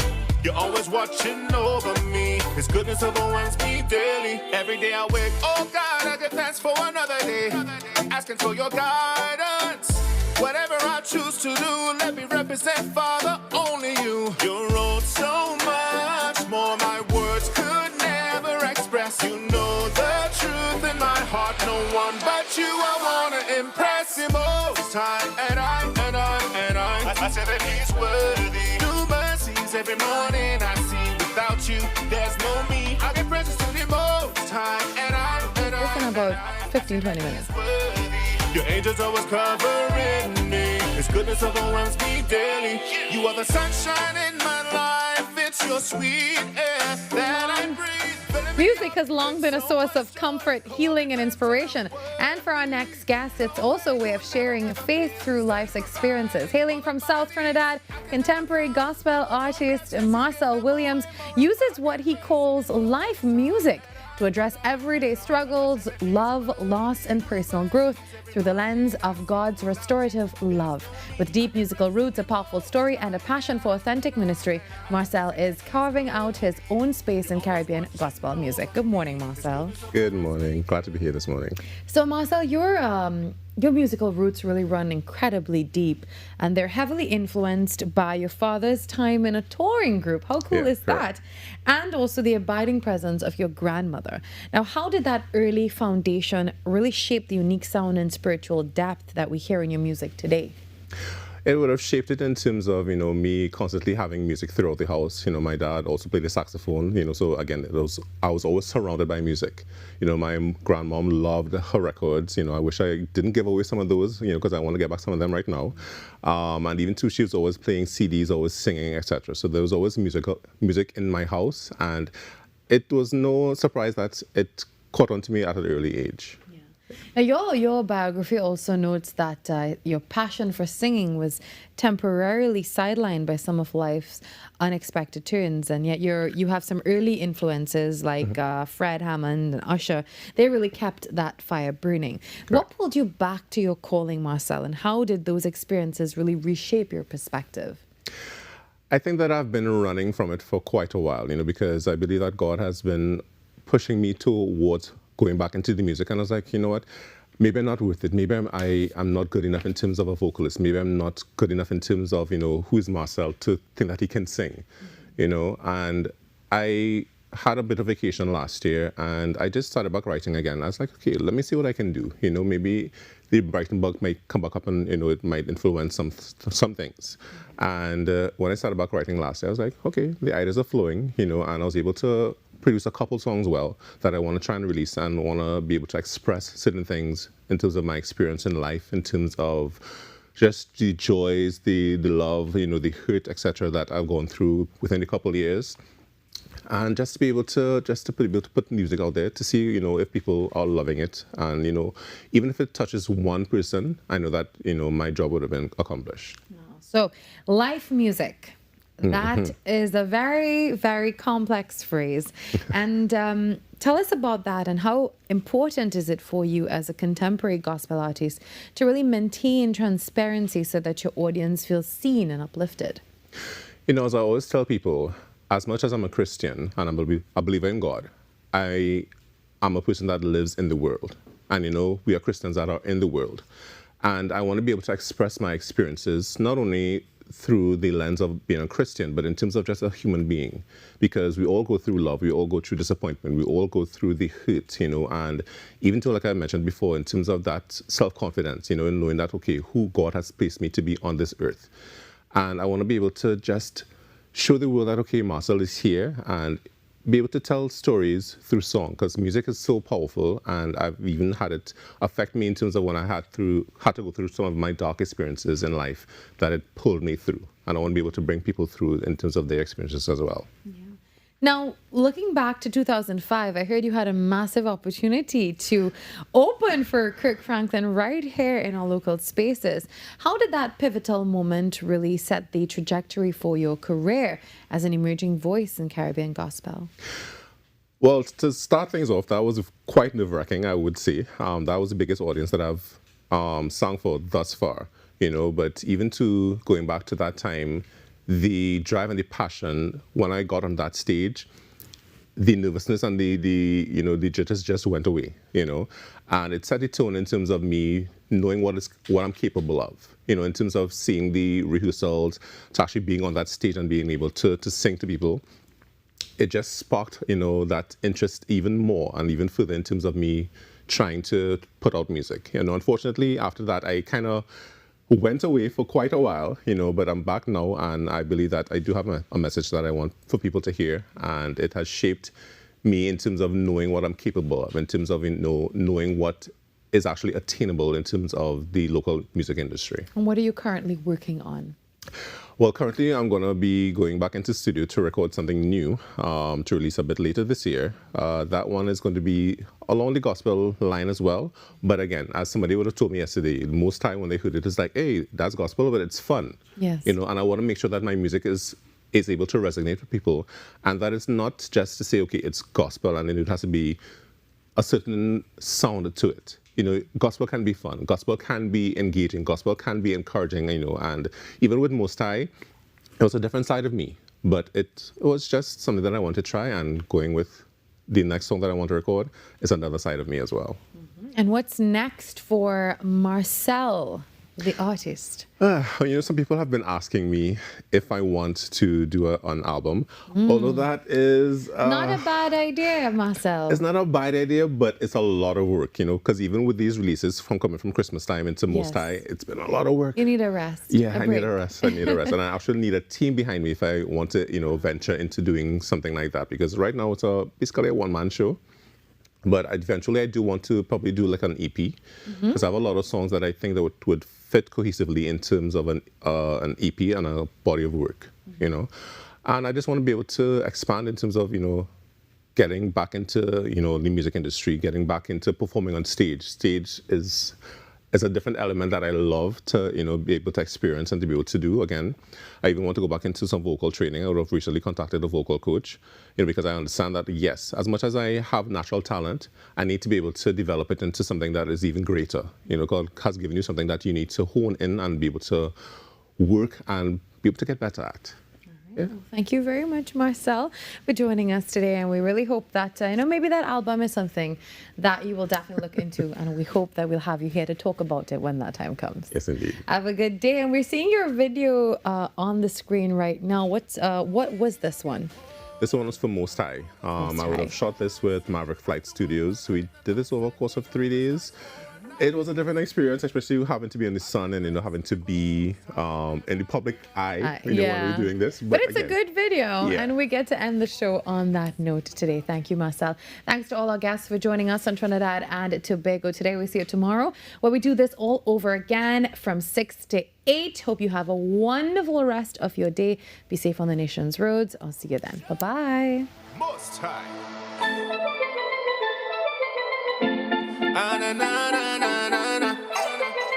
Oh yeah, I give presents to the Most High, and I say that He's worthy. New mercies every morning I see. Without you, there's no me. I give presents to the Most High, and I say that He's worthy.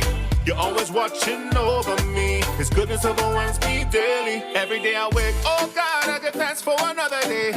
Asking for your guidance. Whatever I choose to do, let me represent, Father, only you. You're owed so much. Hi, everybody. I am Leah. And I'm Dion. And we are The Duncans. Listen, we're here to tell you about a project the Lord has given to us called the Marriage Confessional. It is geared toward married couples, those that are on the road to marriage, and those that want to get married one day. So join us on TTT and on Facebook and YouTube at TTT Live Online. The Marriage Confessional, only on TTT.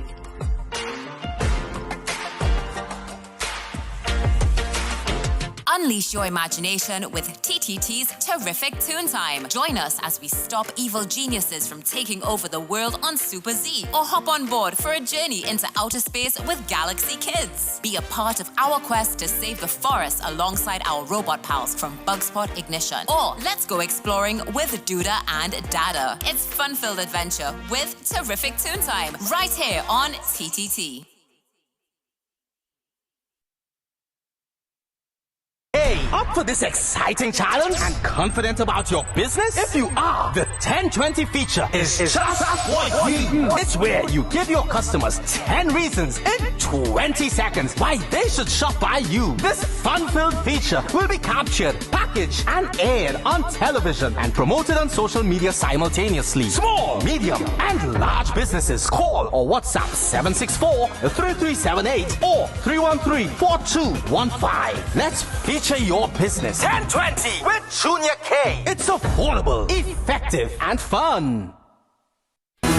If it matters to you, it matters to us. We report the news. Real stories in real time. TTT News, nightly at 7.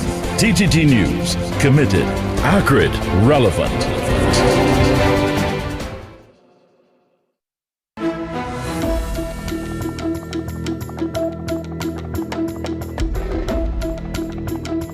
Good morning. This is your TTT News Update. I'm Carrie Roberts. Making the news at this time. The Tobago House of Assembly's Division of Health, Wellness and Social Protection is seeing a jump in sexually transmitted infections among young people on the island. The division's Senior Program Coordinator, Onika Henry, says the data is still being analyzed. Increasing rates of STIs, but because we still need to do proper data analysis, we can't really say that, okay, this is extremely high, or whether people are simply presenting or coming forward for testing more, and specifically testing at public health facilities. And so the numbers are increasing. That is the concern. Whether they could be considered high or extremely high, that's still to be determined. Ms. Henry noted that HIV and AIDS is still being transmitted through sexual contact and remains an issue around the globe, not just in Tobago. Like everywhere else, young people are navigating new relationships. They're experimenting with sexuality and with intimacy. And they are often doing so without any kind of accurate information or easy access to prevention tools. So there's still also a significant stigma attached to HIV, which means people are afraid to get tested. And of course, if you're not getting tested, and if you do not have access to prevention tools, and there is some stigma and shame about showing up in a public space because it's a small space. You know people there. People are not going to go forward for testing. Ms. Henry emphasized that testing is important. She added that HIV is preventable and treatable, but only if you know your status. In other news, many gathered at the Diwali Nagar on Saturday for an afternoon of wisdom and wellness, hosted by Yoga with Ved as part of activities to commemorate International Day of Yoga observed on June 21st. Through an insightful panel discussion, meditation coach Ved Valmiki highlighted the mental health benefits of yoga while reflecting on some of the early struggles he faced along his journey. I remember feeling like the mind is just unwieldy, that there's so much thoughts, that it is so restless. It brings so much frustration. I remember asking myself, what is this all about? This life that we have. And feeling a very powerful disconnection. Renee Arundhati Rampasad Singh from Anugrah Yoga attempted to satisfy the question on whether yoga can assist with the changes in the body caused by menopause. She assured that it provides the tools needed to manage some of the difficulties. Full answer is yes. Yes, perimenopause, menopause, yoga will help you to manage all of the symptoms, all of the experiences that happen. Yeah. Not just physically in the body, but emotionally, and really beginning to, as that transition happens, and we notice the shifts that suddenly the body is not doing what it used to do 5 years ago. As the session unfolded, participants engaged in mantras and meditation, exploring the ancient practice of yoga, which originated in India over 5,000 years ago and has grown into a global movement. The theme for the 12th Annual International Day of Yoga is Yoga for Healthy Aging. In sport, Trinidad and Tobago powerlifter Zara Padilla has achieved a remarkable milestone on the international stage, finishing 5th overall in the women's 84+ kilogram category at the 2026 International Powerlifting Federation World Championships held in Lithuania.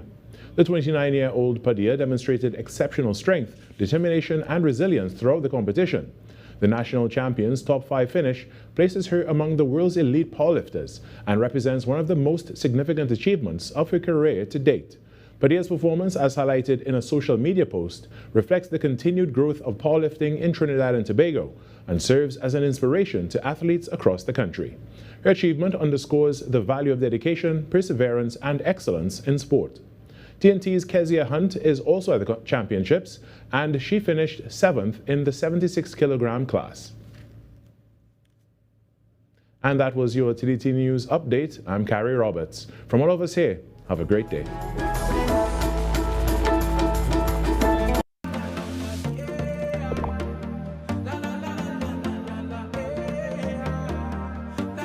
This is TTT. Live for local.